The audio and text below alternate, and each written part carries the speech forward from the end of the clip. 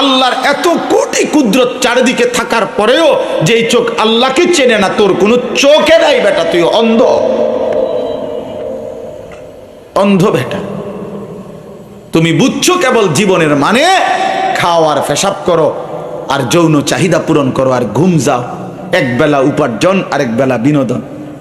কোটি কোটি মানুষের জীবন এমন, এরা বুঝছে এটাই, এক বেলা উপার্জন করবে, এক বেলা বিনোদন করবে। অর্থাৎ 8 ঘন্টা 10 ঘন্টা ডিউটি করে, চাকরি হোক ব্যবসা হোক দোকান হোক, মাথার ঘাম পায়ে ফেলে উপার্জন করছে। এরপরে 3টার পরে 4টার পরে 5টার পরে আসরের পরে মনে করে এই থেকে নিয়ে এবার রাত 11টা পর্যন্ত হয় গান, নয় নাটক, নয় সিনেমা দেখতেছে, নয় মোবাইল টিপতেছে, নয় আপনার আড্ডা দিতে আসে, নইলে গপ মারতে আসে, নইলে কোথাও বেড়াইতে গেছে, নয়তো ছবি উড়াইতে আসে।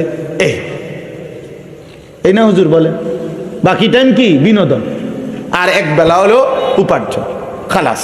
এই দুয়ে মিলে প্রতিদিন রাত যায়, ভোর হয়, ভোর হয় সন্ধ্যা হয়।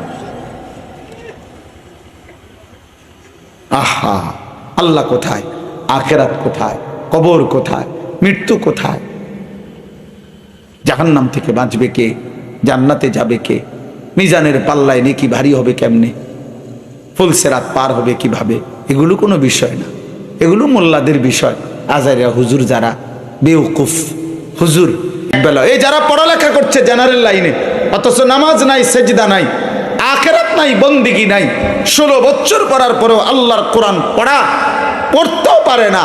এই ভাই স্পষ্ট কথা, তোমাদের জীবনেরও এটাই উদ্দেশ্য। এখন কয়দিন পড়ো, আগামী কয়দিন উপার্জন করবা, এই দুইটা মিলাইয়া দুনিয়ায় মৃত্যু পর্যন্ত সমান সমান কইরা কবরে যাইবা। সব কবর যাওয়া মানে শেষ, আর কিছু নাই।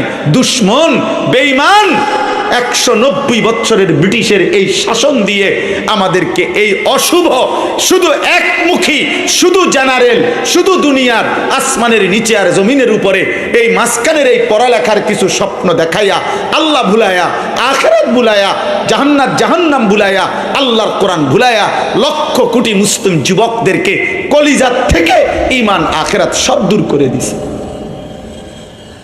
আরে বুঝাই দিছে, আরে বুঝাই দিছে জীবনের স্বপ্ন একটাই। এখন 12 বছর পড়ো, 10 বছর পড়ো, আরো পড়ো, আরো পড়ো, আরো সার্টিফিকেট নাও, আরো নাও, আরো নাও, আরো নাও, আরো নাও। আগামীতে ভালো চাকরি হবে, একটা সামাজিক স্ট্যাটাস হবে, একটা ভালো ফ্যামিলিতে বিয়ে করতে পারবে, একটা বিল্ডিং করতে পারবা, আশা করি 50-60 লাখ টাকা দামের একটা গাড়ি চালাইতে পারবা, এবং একটা সামাজিক অবস্থান নিয়ে দুনিয়ায় সম্মানের সাথে চলতে পারবা। তো এই মিলাইয়া আগের টাইমটাও দুনিয়া, এখনকারটাও দুনিয়া। আখিরাত, আখিরাত কি? টাকা 30,000, অসংখ্য বড় লোক, ভদ্রলোক, অসংখ্য জেনারেল শিক্ষিত, অসংখ্য সম্পদশালী ব্যক্তি সবাই মিলে মনে করে আখিরাত মানে হইলো কিছু দান সদকা। এতটুকুই কয় আখিরাত। এই তো টাকা দিছি মসজিদে 30,000।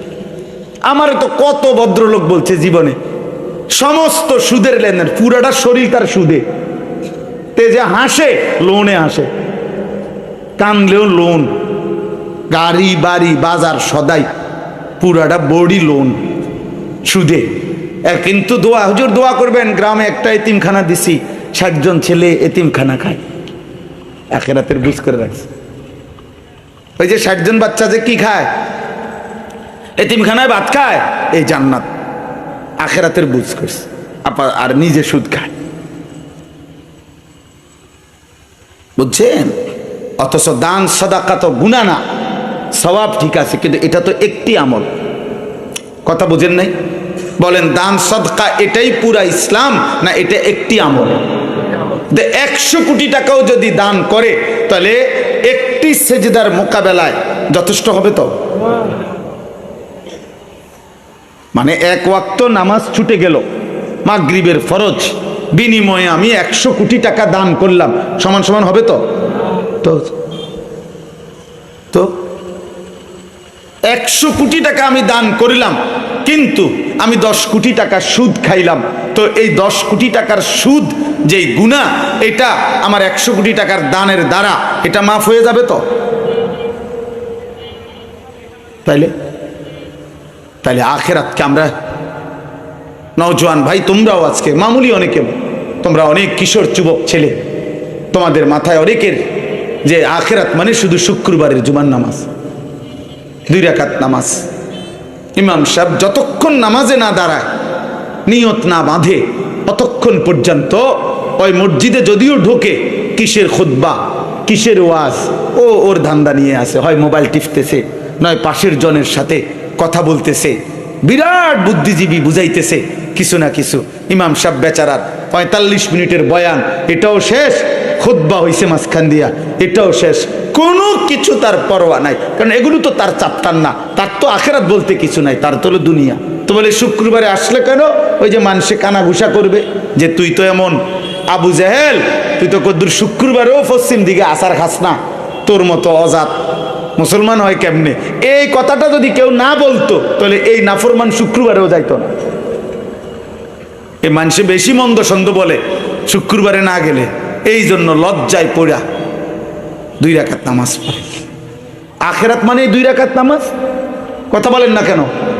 এই বলো না ভাই, জান্নাত মানে শুক্রবারের 2 রাকাত নামাজ।